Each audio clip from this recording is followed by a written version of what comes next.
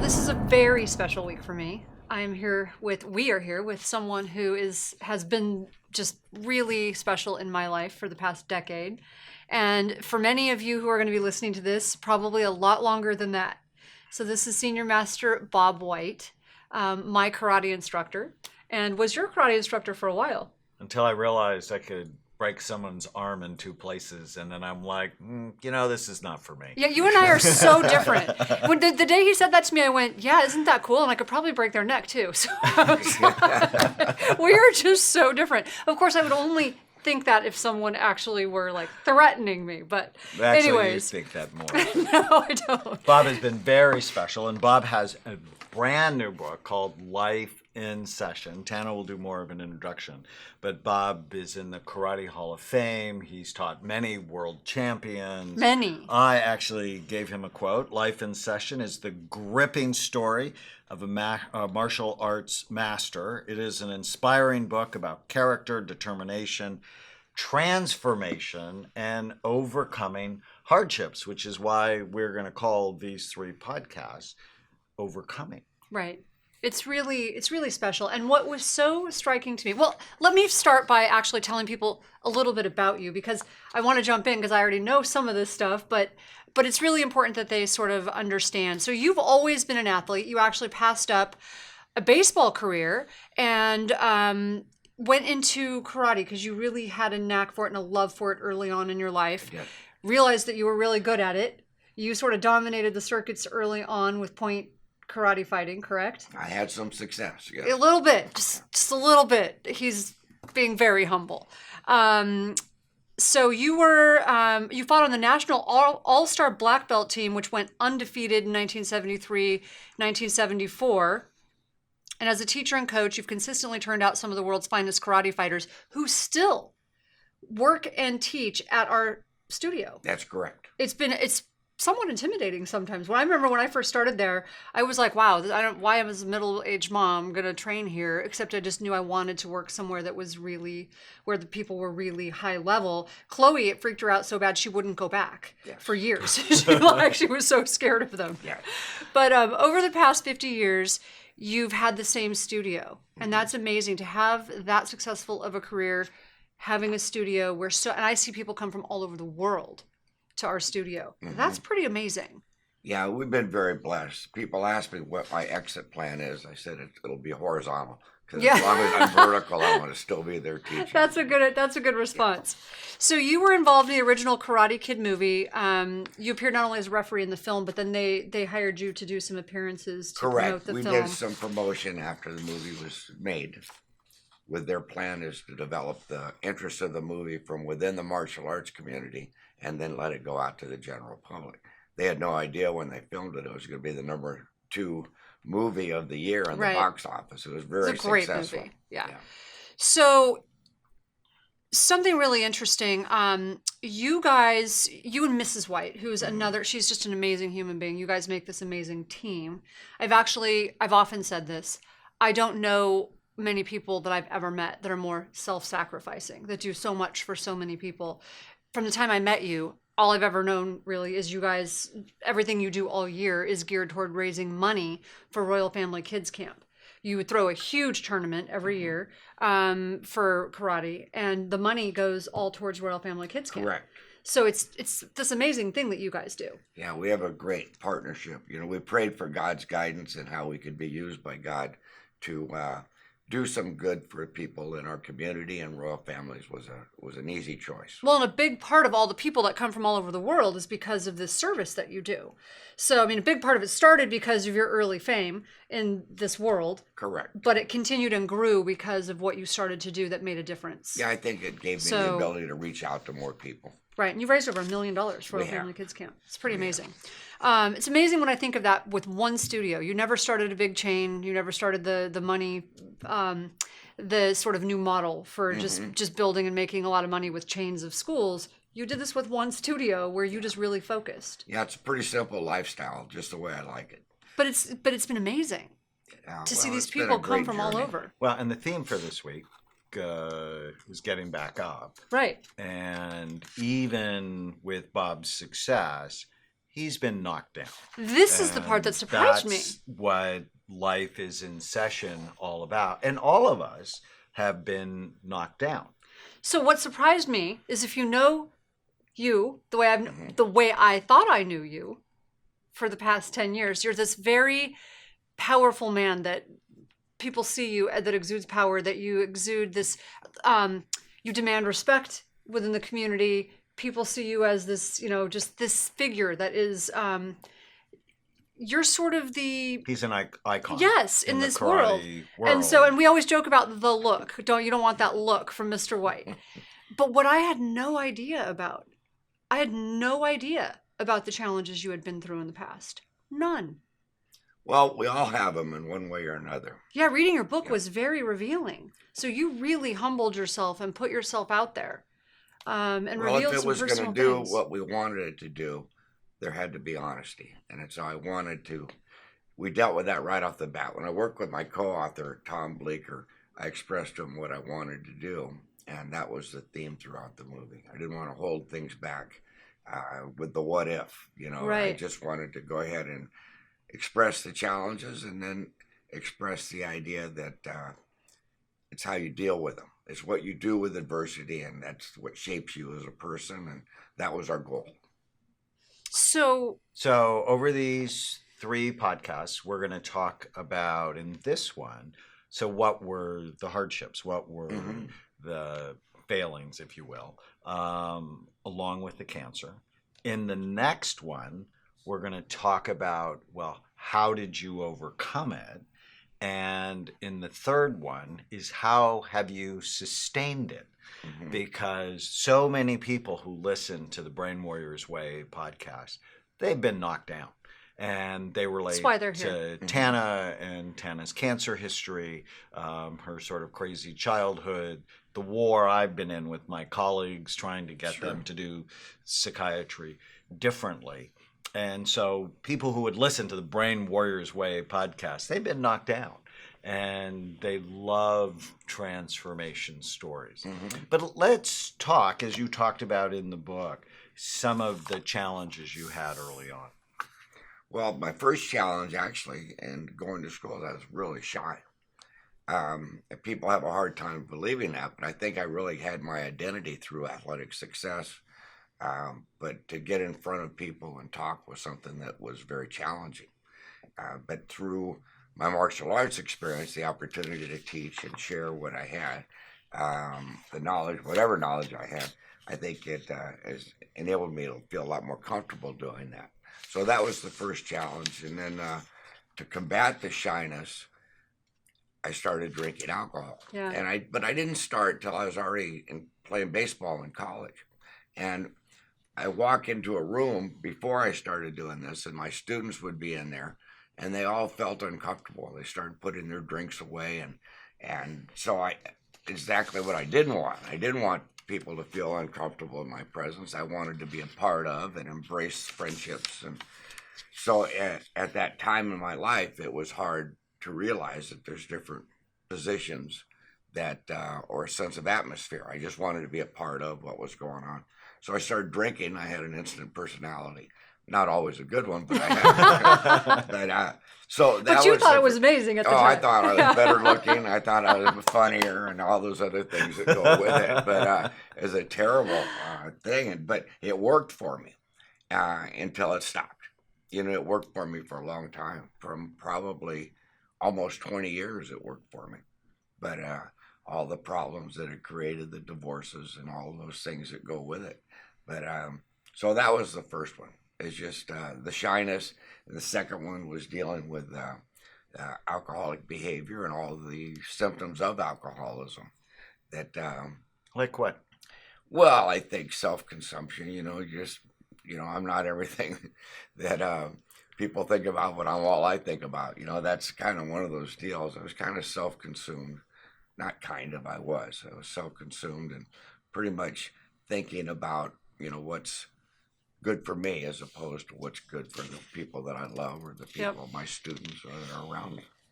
So big lessons. I look back now at what my thinking was, and I can't believe that I could ever rationalize. You know, there's an old saying about there's a major difference between being rational and rationalizing. Well, I could pretty much rationalize anything at that time. Mhm. So big lessons. And looking back with a sober mind, you know, now I've got 28 years of not drinking, but I think of those years and some of the things that I was involved in. I just shake my head. I couldn't believe it. I Like can't what? believe it. Well, whatever it was, you know, not showing up for work or canceling classes or infidelity or any of those things that I'm certainly not proud of. And it's just whatever your character defects, they get to be on steroids when you're drinking. I think somebody said years ago, you know, why do you drink? And he goes, well, it amplifies my personality. But what if you have a terrible personality? Then that's amplified. And it just brought everything up to the front, which created a lot of problems. Well, and when people drink, they often don't know. We have a new poster coming out on. It's an update of this. Which brain do you want? Healthy scans surrounded by drug and alcohol affected scans. Yes. And when you drink, it drops your frontal lobe. And so more impulsive, judgment's not quite as good. You end up, I mean, you know, we all have. Jerry Seinfeld once said the brain is a Right. sneaky organ. Exactly. We all have weird, crazy, stupid, sexual, violent thoughts that no one should ever hear. Yes. And when we drink, they tend to get out. Yes. And those behaviors tend to get out. Yeah, and alcohol certainly has that disinhibiting effect that you're more likely to act upon those things. I fully understand that. Right. Yeah, you made a comment about how, you know, you allowed alcohol to guide your emotional growth at the time, and that was a bad thing. You were growing in two different ways, but that it was alcohol that was sort of guiding that emotional growth, which was a bad thing. It was a bad thing. And so because it wasn't growing in the proper way. So you were like growing, it was sort of like there was this disconnect. Yeah. And I really like that. And you went into depth about the pain. And that was, I mean, I know you for the last 10 years. I've only known this person who is, as you said, an icon.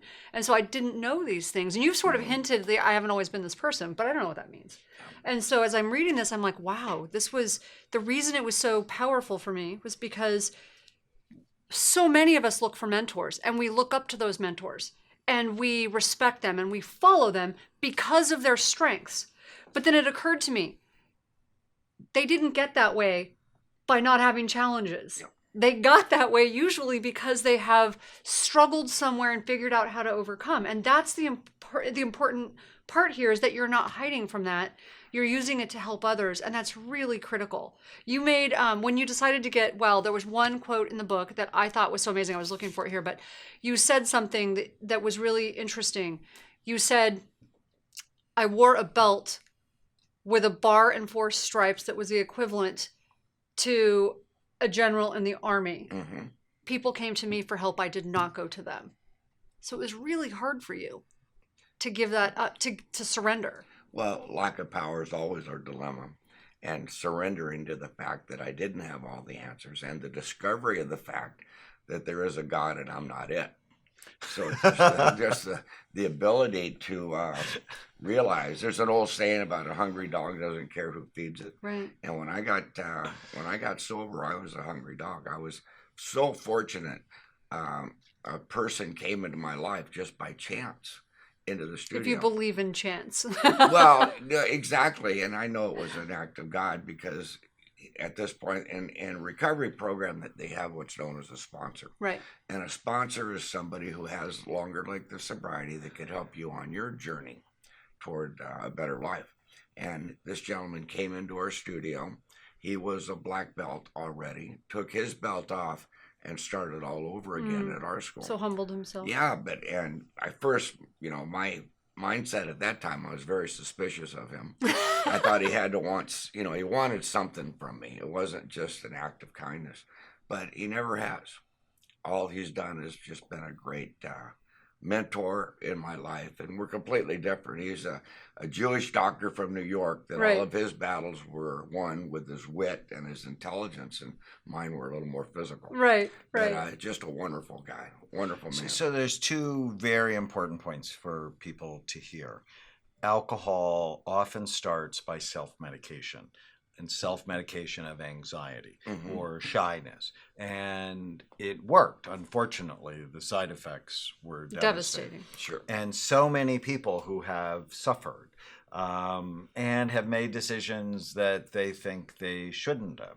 You know, I'm thinking of somebody in our lives who Yeah. we love, who got her children taken from her, and she thought that would define her for the rest of Yes, her that's life. my point. And what you're sharing is that really hard time in your life didn't define your life, that you overcame it, and now you're just looked up to by so many people around the world. Yeah, that was actually one of the really important points, because now that I'm going through this with someone else who is struggling, if you don't have that particular problem, or you don't have that particular issue, I think you can't necessarily relate to it unless you've been in that pit with someone struggling to get out of it.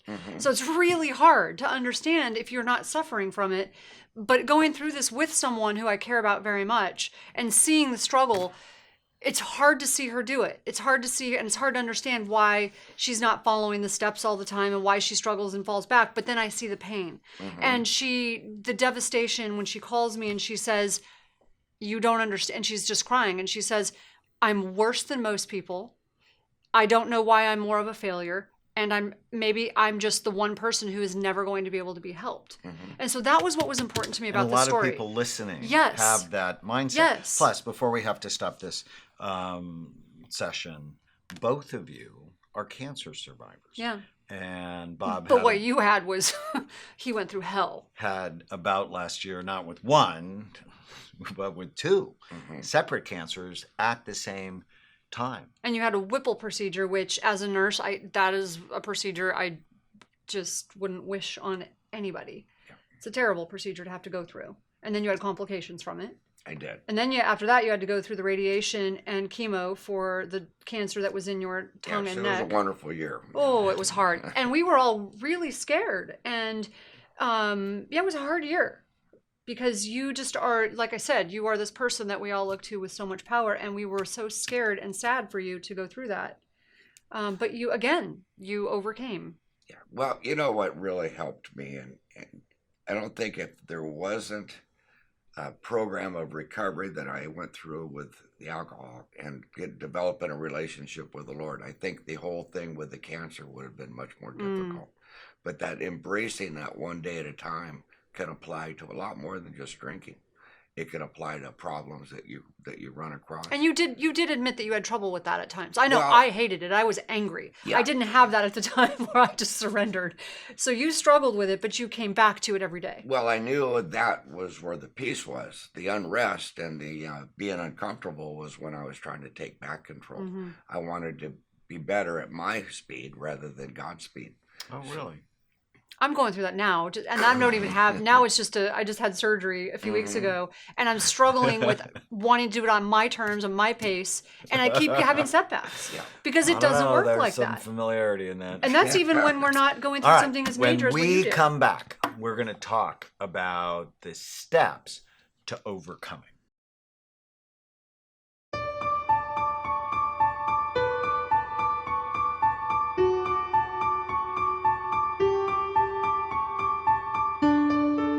I will embrace my many strengths. I will not be tormented by my past. I will find the right balance. I will be calm and courageous. I will be free. I am not just bipolar. I am not just autism. I'm not just depression. I'm not just ADD. I am not just anxiety. I am not just OCD. I am not just PTSD.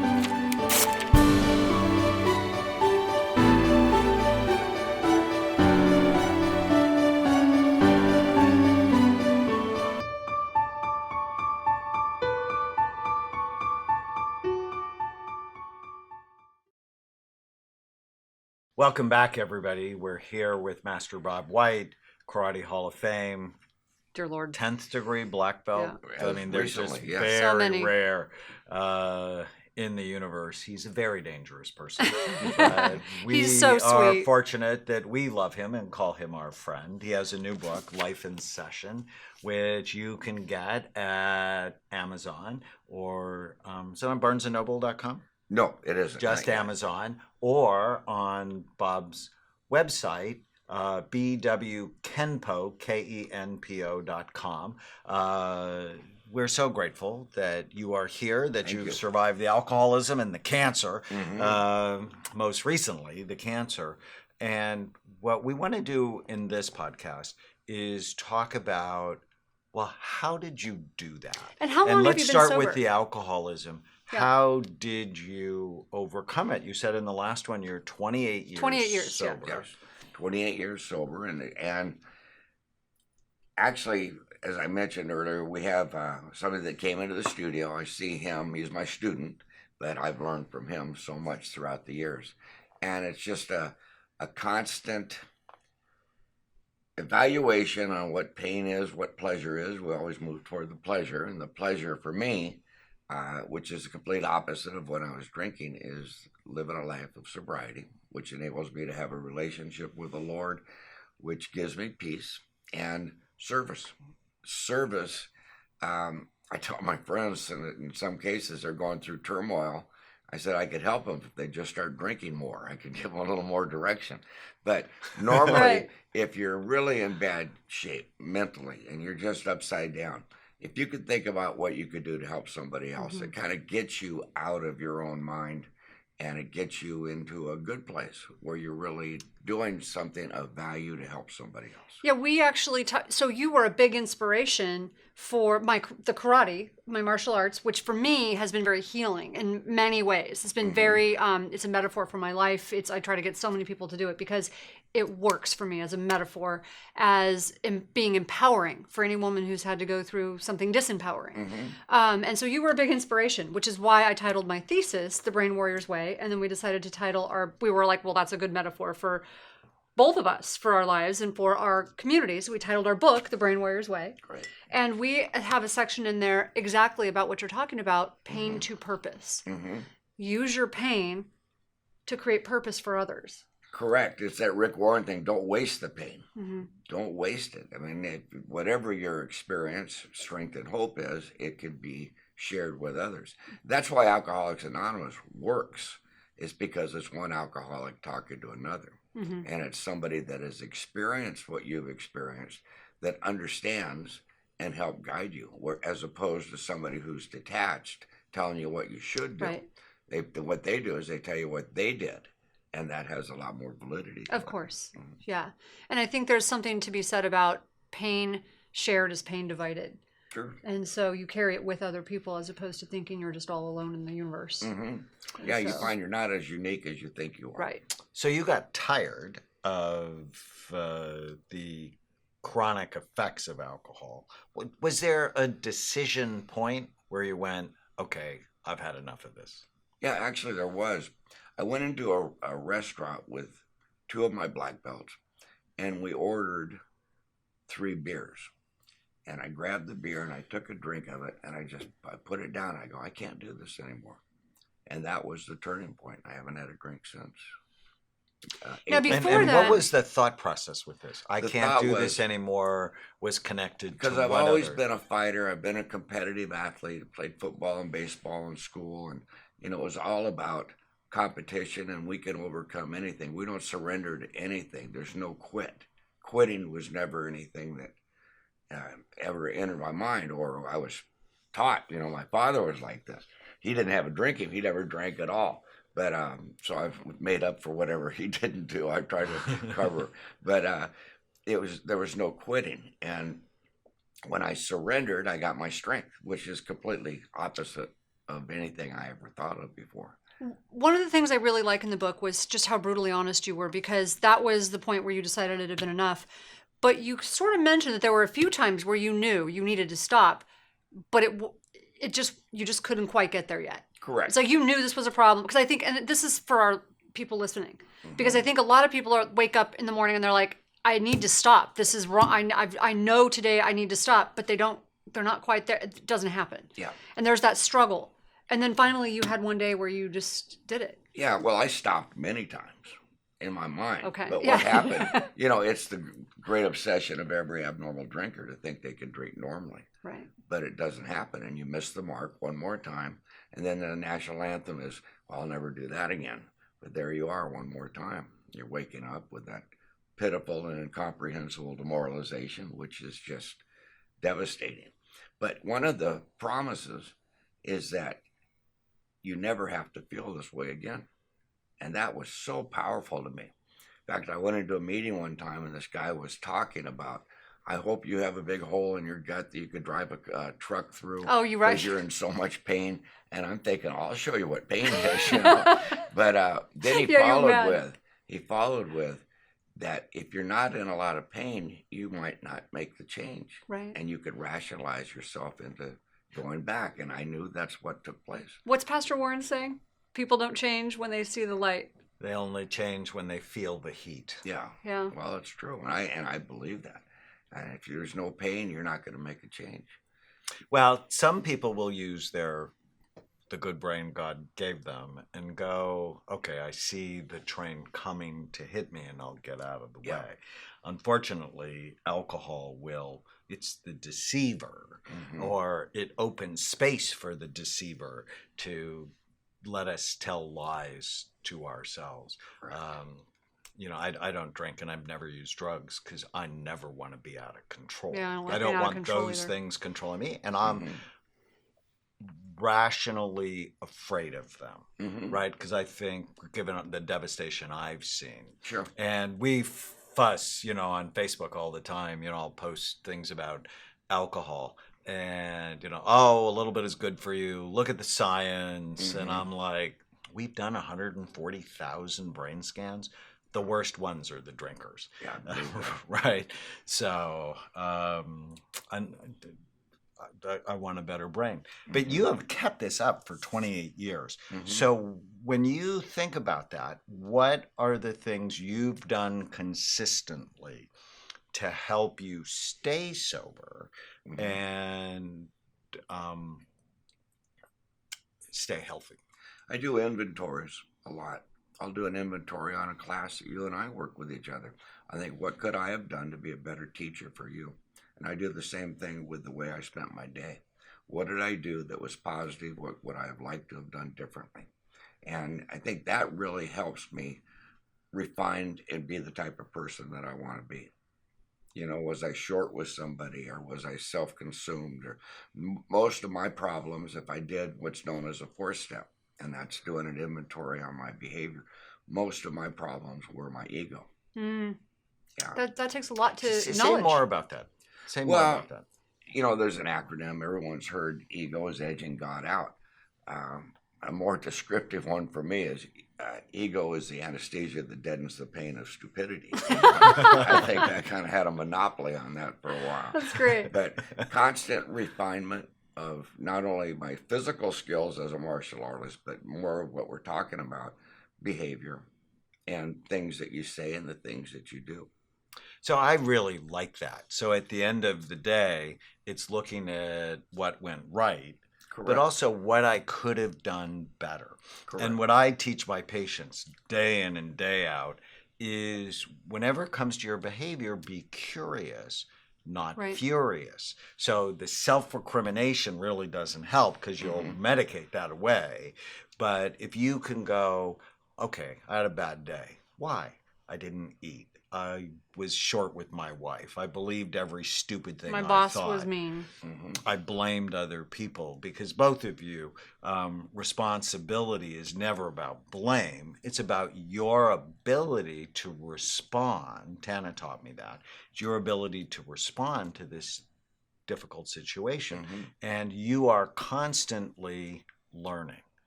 And I think that's how you get to be a 10th degree black belt. Yeah. Is you're constantly, you don't get one and then go, oh, I'm awesome. It's a continuous learning proposition. And that's what we know about what keeps the brain young, is new learning throughout life. You just made a really good point, though. So many people get their black belt, or they achieve a goal. I'm going to use that as a metaphor, because they achieve the goal of like, oh, I made it. I stopped drinking or whatever it is, or I got my black belt. And then they don't go back. That happens. Okay, so they don't continue on. They don't stay connected to their community. They don't. So you and I have this thing in common, which is why I love you so much. I got my black belt and I went, well, gosh, I feel like I'm just now starting to really understand how to start this journey. Like I just now have the basics down. So I remember coming in and talking to you and saying, well, what do I do now? Like, what's the next step? Because now that I know the basics, but that I think that so many people sort of do the opposite, and they're like, okay, well, I got there, so now I can relax. Yeah, and they deprive themselves of things that make them feel really good about themselves. Right. You know, and community is part of that. Well, it certainly is. It certainly is. And that, all the things that goes with your martial arts training, your fitness, surrounding yourself with people that you have this commonality with, or this bond. And I think that people that stop coming in, there's a void in their life. And a lot of them fill it with maybe a lifestyle change, and they gain weight, and they don't feel as good about themselves because they don't have that same release. Yeah, so I've used this analogy in the past, like on talking about other topics, but I'm going to use it here. And it's people struggling with alcohol are going to go, wait, that's what you're talking about. It's not nearly as hard. So I respect that, okay, because I'm working with someone who's struggling. But I'm just going to use it as an analogy, because I remember coming into the studio being completely intimidated. When you see the people fighting there, it's like, why am I here? I'm this middle-aged mom. This is like stupid that I'm coming into this studio. But I have this strange thing about myself that I always want to go to the best place and try to learn what I can learn. So I sought you out. And the fact that you take the time to be my master is humbling for me, really humbling for me. So I always want to give you my best just because of that fact that you take your time to teach me.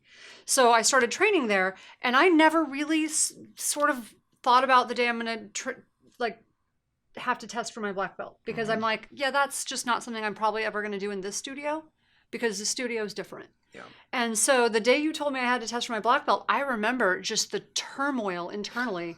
And I'm like, I'm like, I can't do this. Like, there's not very many things in my life I've said I can't do. But I remember thinking, I can't do this. The people that are going to be there, their level is just not something I can do. And so I remember going through that struggle and that feeling of like, I can't do this. But then it occurred to me, how do you get to be a black belt with people like this? You need to hang out with black belts that train like that. Oh, you become like the people you hang out with. All of that to say. So getting well is you need to hang out with well people. If you continue to hang out with your drinking buddies and somehow magically think you're going to get well. Right, it felt impossible. Forget it. It felt impossible, but I figured out that the only way it was going to happen was to surround myself with people who had already done it and stay surrounded by them. And you got help. A lot of it. You have to humble yourself, and then you have to stay connected. Yeah, and when you do, great things happen. Right.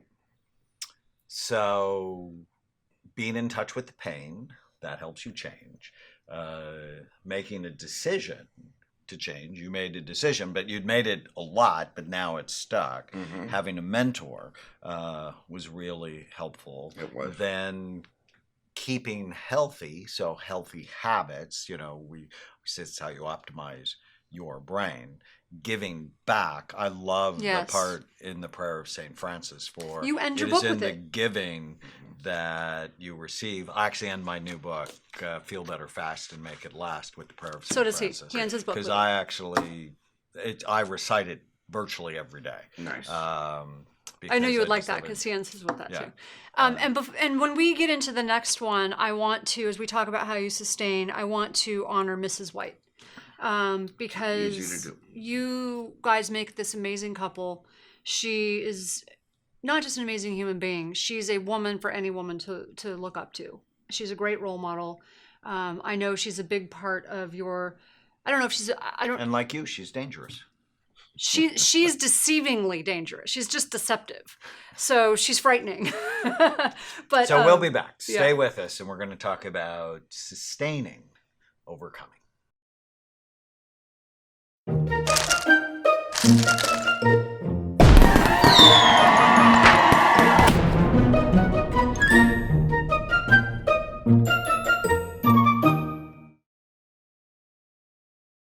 So we are back with Senior Master Bob White, my karate master, who I am so humbled and honored to call my master.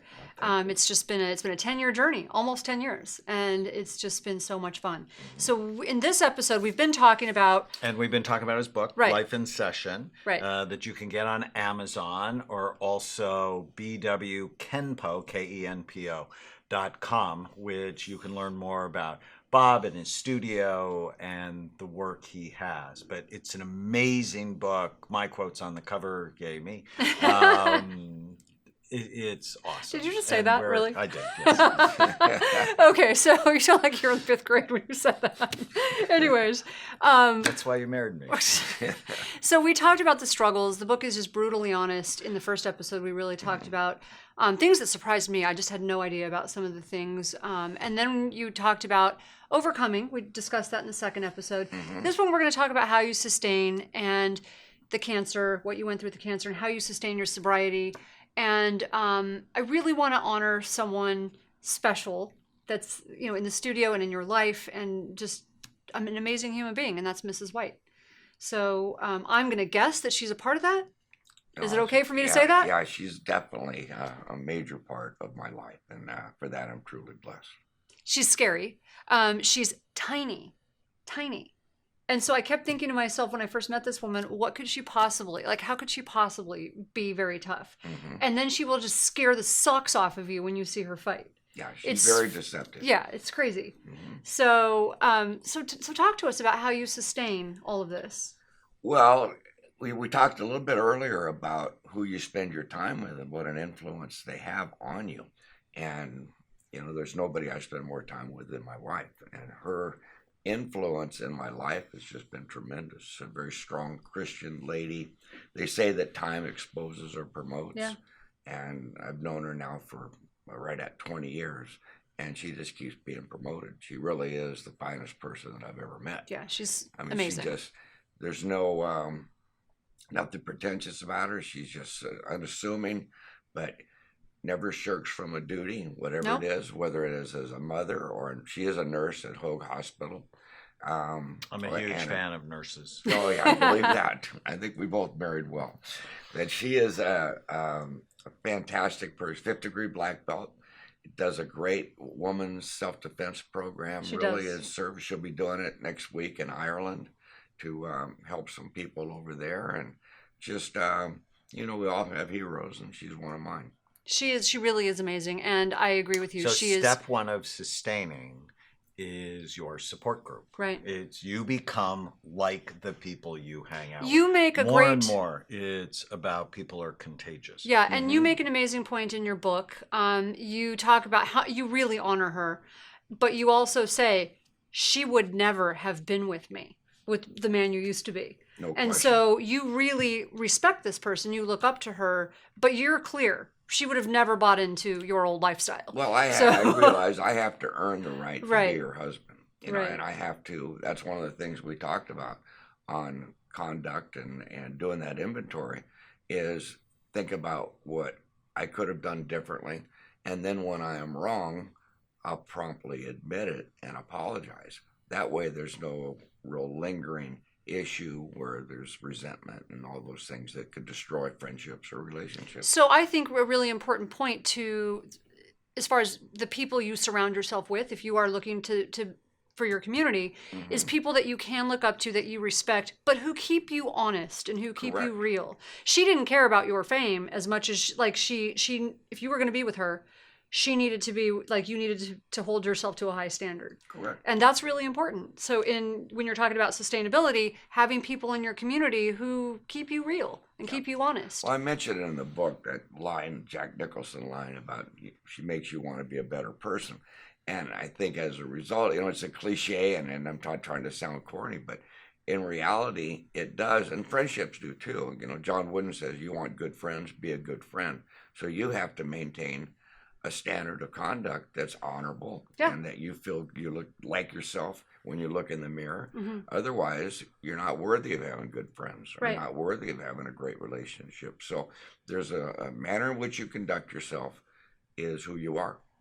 I agree with that. So what else would you say? You mentioned service. Do you want to talk a little bit about what you guys do for Royal Family Kids Camp and Well, why that helps. Really what we get to do. I mean, it's been such a great thing. As I mentioned earlier, we prayed for God's guidance when we first started getting involved.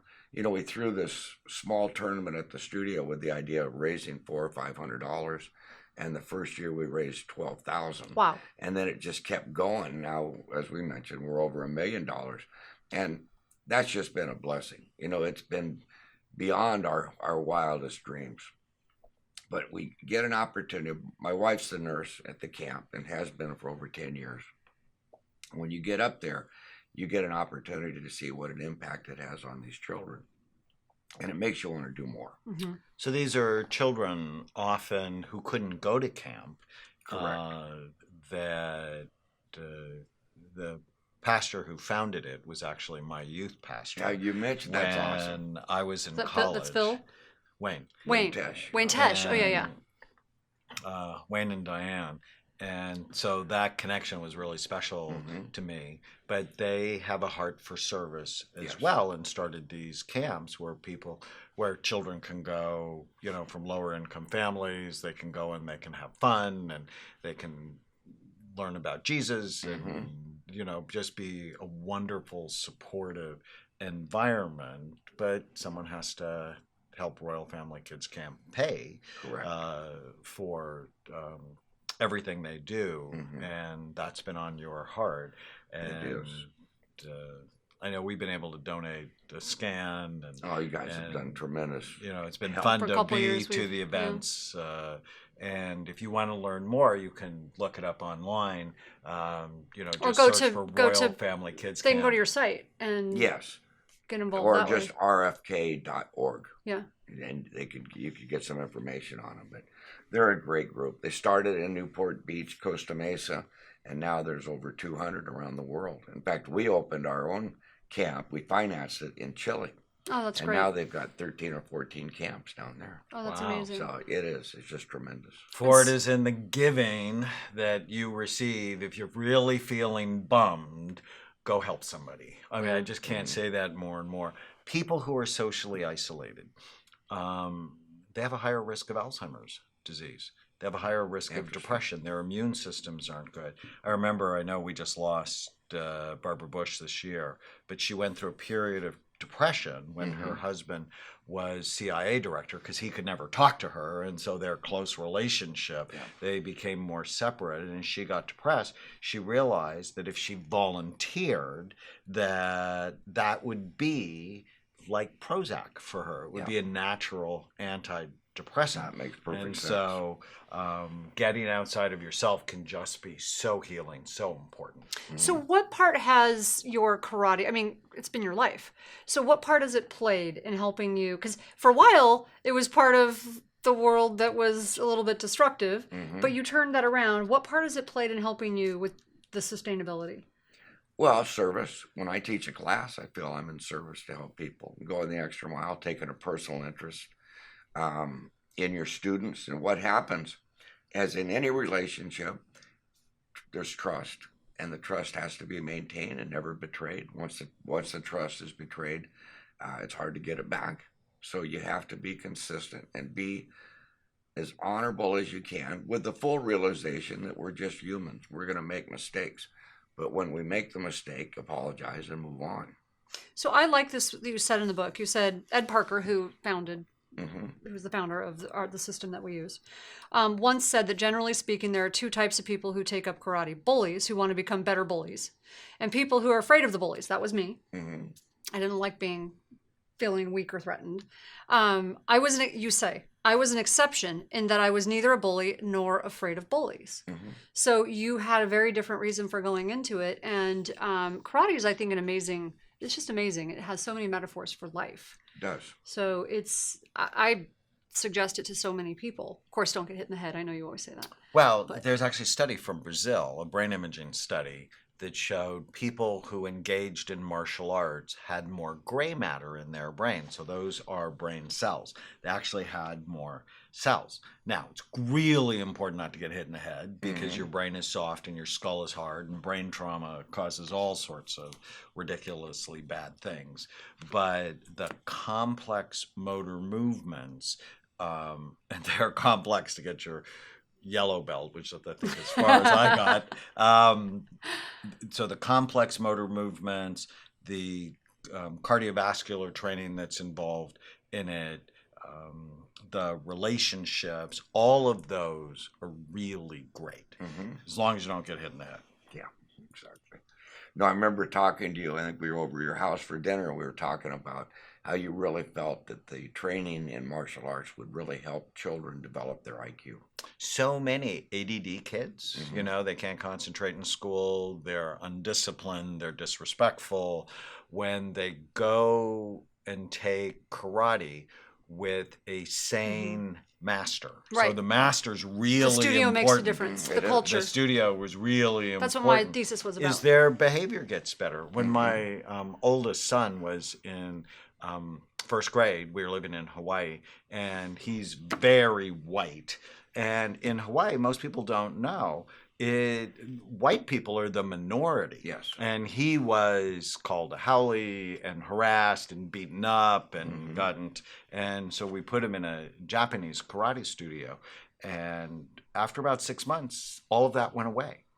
And he never, assaulted anybody, or he didn't Just become walks aggressive. differently. But he walked differently. That's he had great. a different level of confidence. It was so good for him. Yeah. For No, the I've rest seen of his it life. throughout the years, so many different times. It is transformation. And one of the things you talk about as well that I love is you mention how daily you practice surrender.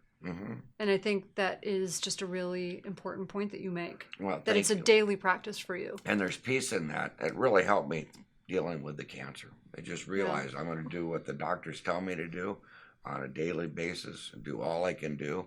And I'll get through this day, and then I'll go when tomorrow comes. So, we'll deal with that at this time. Well, when you've got a strong personality, you're used to being physically fit, and you're used to being, I know for me, it's really hard. I want things to move at my pace. Yeah. They don't always. And it's frustrating. It's hard. So trying to surrender daily is a practice. It is. And then so much reframing. We talked about Barbara earlier. 1 year ago, right at this time, is when I started the radiation and the chemo for my second cancer. And, I was dreading this, but Barbara put it in perspective. She said, well, now the healing starts. Yeah. So instead of That dreading reframe. it kind of helped you maybe embrace the process a little bit more. Which Yeah, matters having how good you look people at take things. care of you makes a big difference. It does. It does. For the last 3 weeks, I've been the nurse. It's And been I- great. right. It's been great. And I'd much rather be a doctor than a nurse, but I love being Tana's nurse. Yeah, I understand. Yeah. We love to help the people we love. Yeah. So people mindset, doing what the doctor says to do. So having doctors you trust Service. is so important. Well, Being coachable Yeah. and listen, you listen. Hopefully my students listen to me because I'm a professional at what I do, and it would be foolish to not listen to the doctors that are professionals. They have an insight that we don't have. It's so true. I love it. And just the amount of service that you guys do together is amazing. It's beautiful to watch. Oh, thank you. So we're so glad you're with us. Again, Life in Session. It's such an honor to have the you. Senior Master Bob White story, written with Tom Bleecker. I have the quote on the front: Life in Session is the gripping story of a martial arts master, really a historic master. It is an inspiring book about character, determination, transformation, and overcoming hardships. Amazon.com, you can get that, or on Bob's website at bwkenpo.com. Stay with us with the Brain Thank you, Warriors Way. sir. Thank you. Use the code podcast10 to get a 10% discount on a full evaluation at amenclinics.com or on our supplements at brainmdhealth.com. Thank you for listening to the Brain Warriors Way podcast. Go to iTunes and leave a review, and you'll automatically be entered into a drawing to get a free signed copy of the Brain Warriors Way and the Brain Warriors Way cookbook we give away every month.